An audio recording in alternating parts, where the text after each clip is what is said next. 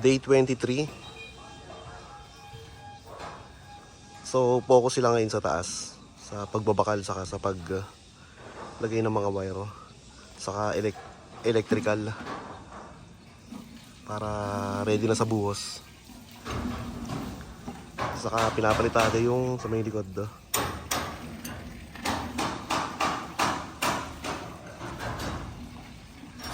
Okay, check natin.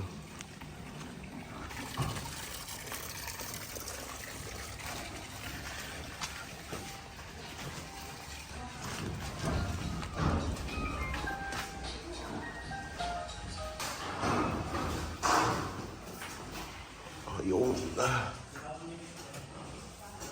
kita pa si JR dito ha.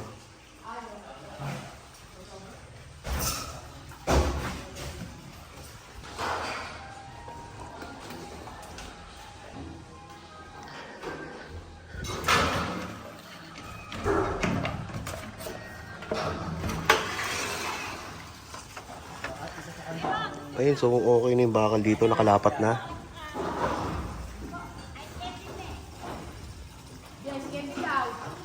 Yo, sisipan nga ako eh. Ayun, naka-ready na yung bakal doon.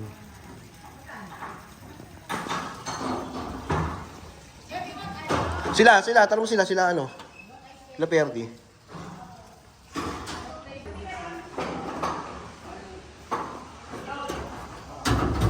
Ayan, so nire-ready na rito oh, yung sa electrical.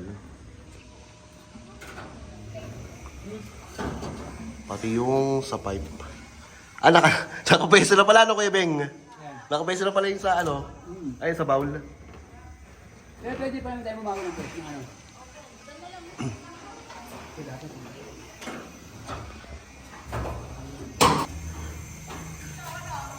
Hindi.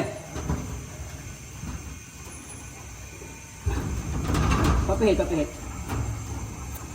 Dapat to.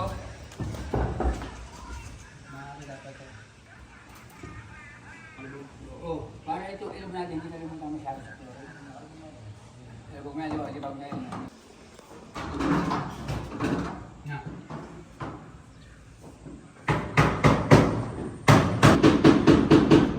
Lahat yan, Kuya Beng, may wire na. Lahat yan may wire na.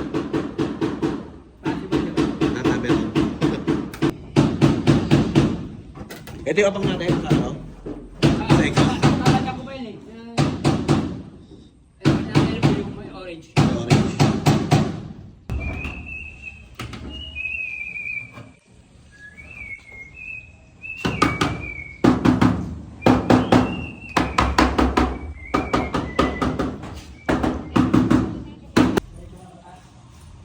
So itong part na to okay na to, ready to buhos na. May nakaharang na rin na plywood dito.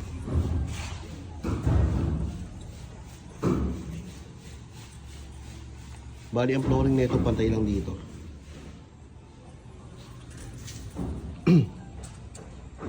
Tapos yung mga pipe na yan, may naka-insert na rin dyan na wire para sa kuryente, electrical.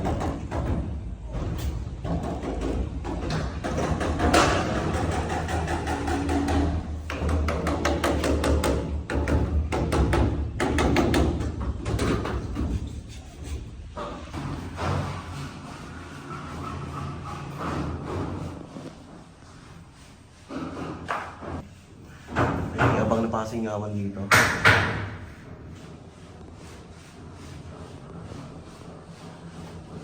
Ito yung storage area. Ready wire na rin doon, itatap na lang.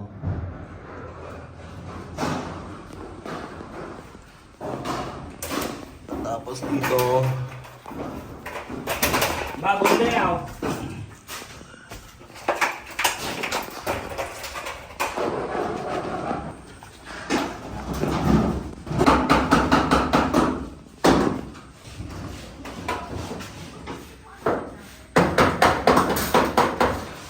ito para sa range hood to, pasingawan, exhaust.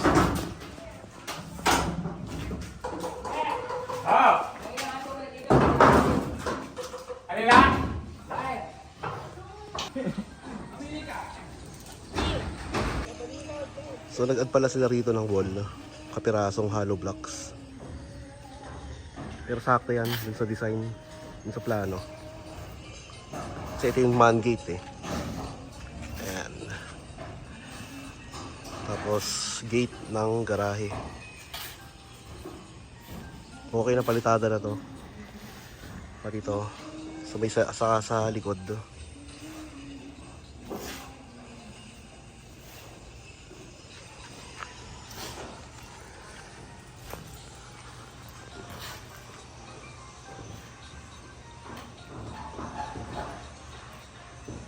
So okay na, hindi na double check na lang yung mga wiring. Para sa Sabado, rekta buhos. Bali mag-add kami ng 3 tao. Tutulong sa pagbubuhos sa taas, sa second floor.